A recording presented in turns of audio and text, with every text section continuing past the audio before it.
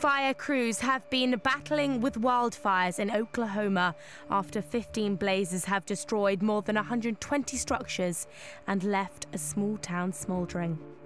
Authorities are questioning whether the fire was deliberately set, as a 911 call reported a sighting of a man tossing a lighted newspaper from a pickup truck.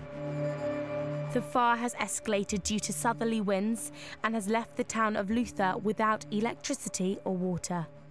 No deaths have been reported so far.